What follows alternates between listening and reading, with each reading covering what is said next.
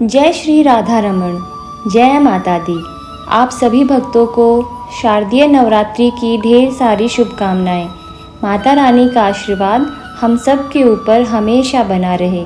आइए आज आपको सुनाते हैं नवरात्रि के प्रत्येक दिन सुनी जाने वाली माता रानी की कथा, जिसका श्रवण हमें नवरात्रि व्रत के प्रत्येक दिन करना चाहिए। चलिए शुरू करते हैं। नवरात्रि व्रत के कथा के अनुसार एक समय बृहस्पति जी ने ब्रह्मा जी के समक्ष चैत्र व आश्विन मास के शुक्ल पक्ष में पड़ने वाले नवरात्र का महत्व जानने की इच्छा जताई।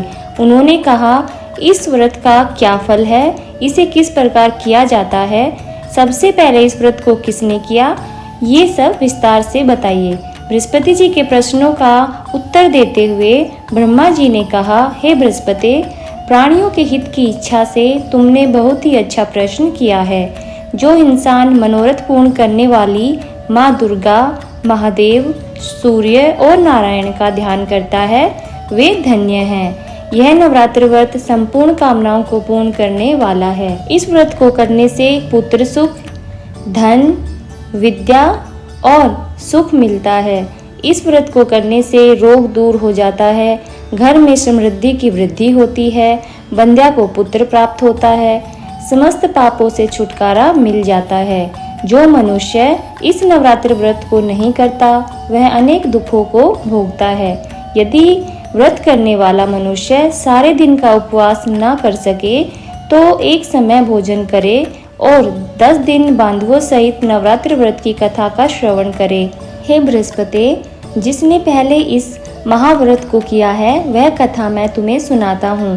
ब्रह्मा जी बोले, प्राचीन काल में मनोहर नगर में पीठक नाम का एक अनाथ ब्राह्मण रहता था। वह माँ दुर्गा का भक्त था। उसे संपूर्ण सद्गुणों से युक्त सुमति नाम की एक अत्यंत सुंदर कन्या उत्पन्न हुई। वह कन्या अपने पिता के घर में अपनी सहेलियों के साथ क्रीड़ा करती हुई इस प्रकार बढ़ने लगी, जैसे शुक्ल पक्ष में चंद्रमा की कला बढ़ती है। उसका पिता प्रतिदिन जब दुर्गा की पूजा करके होम किया करता, वह उस समय नियम से वहां उपस्थित रहती। एक दिन सुमति भगवती के पूजन में उपस्थित नहीं हुई।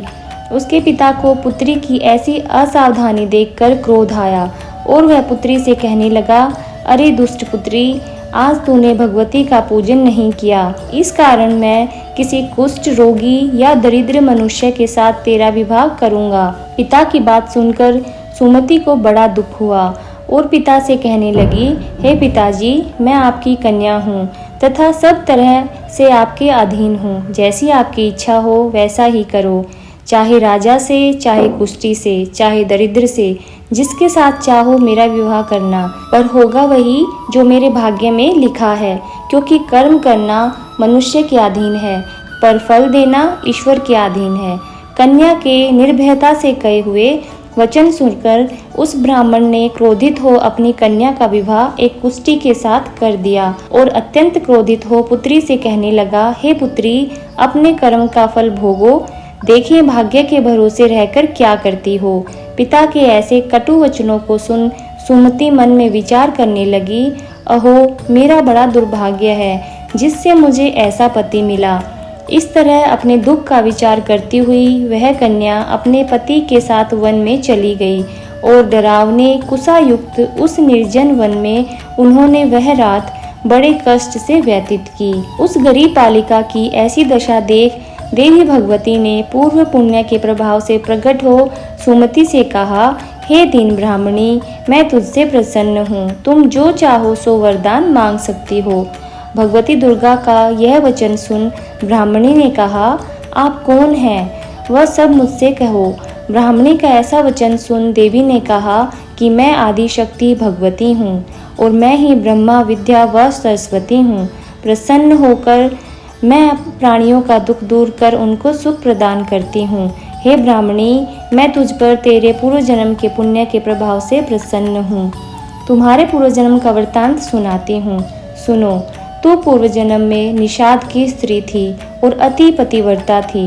एक दिन तेरे पति निषाद ने चोरी की। चोरी करने के कारण तुम दोनों को सिपाहियों ने पकड़ लिया और जेल खाने में कैद कर दिया। उन लोगों ने तुझको और तेरे पति को भोजन भी नहीं दिया। इस प्रकार नवरात्र के दिनों में तुमने न तो कुछ खाया और न ही जल ही पिया। इस प्रकार 9 दिन तक नवरात्र का व्रत हो गया। हे ब्राह्मणी, उन दिनों में जो व्रत हुआ, इस व्रत के प्रभाव से प्रसन्न होकर मैं तुम्हें मनवांछित वर देती हूँ।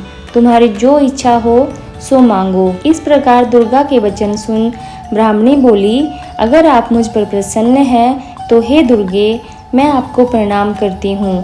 कृपा कर मेरे पति का कोढ़ दूर कर दीजिए।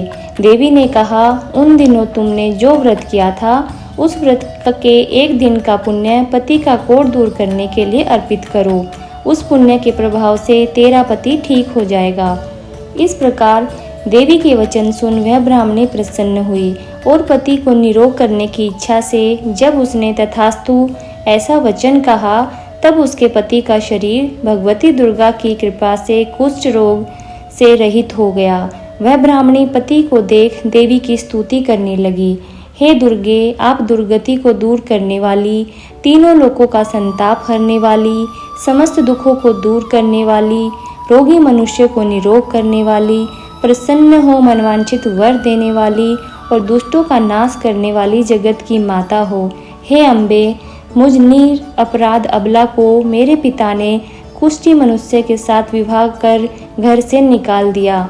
पिता से तिरस्कृत निर्जन वन में विचर रही हूँ।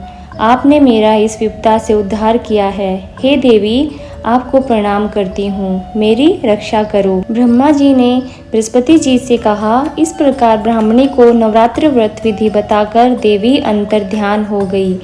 अतः जो मनुष्य या स्त्री इस व्रत को भक्ति पूर्वक करता है, वह इस लोक में सुख प्राप्त कर अंत में मोक्ष की प्राप्ति करता है। ब्रह्मा जी बृहस्पति जी से कहते हैं कि यह इस दुर्लभ व्रत का महात्म्य है जो मैंने तुम्हें बताया है। ऐसा सुन बृहस्पति जी आनंद से प्रफुल्लित हो गए और कहने लगे, हे ब्रह्मा, आपने मुझ पर अति कृपा की जो मुझे इस व्रत का महत्व सुनाया। ब्रह्मा जी बोले, हे बृहस्पति, यह देवी भगवती संपूर्ण लोकों का पालन करने वाली है। इस महादेवी के प्रभाव को कौन जान सकता है। जय माता दी। राधे राधे।